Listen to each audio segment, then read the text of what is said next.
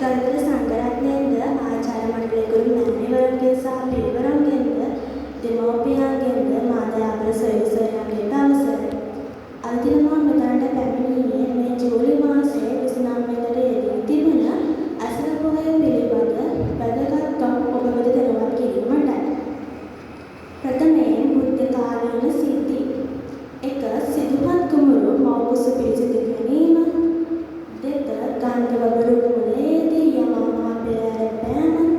3. කිසා ගෞතමයන් විසින් නිබ්බුදා පද කීම හා රාහුල කුමරුගේ උපත සිදුවීම.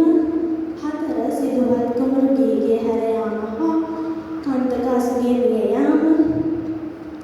5. පස්වක තවසන්ට බුදුරජාණන් ප්‍රථම ධර්ම දේශනාව වන ධම්සප්පවත්තන සූත්‍රය දේශනා කිරීම හා ප්‍රථමයෙන් කොණ්ණඤ්ඤ තවසා සෝවාන් වීම. 6. මාතෘ දිව්‍ය රාජය ඇතුළු දෙවියන්ටද අභිධර්මයේ දේශනා කිරීම. 7. බුද්ධ පරිනිර්වාණයෙන් පසු ප්‍රථම ධර්ම සංගායනාව පැවැත්වීමට මුල් කටයුතු ආරම්භ කිරීම. ඒ වගේම ලක්දිව සිදු වූ හා සිදු වෙමින් පවතින වැදගත්කම්.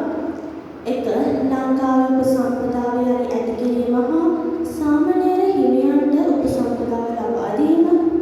2. භික්ෂුන් වහන්සේ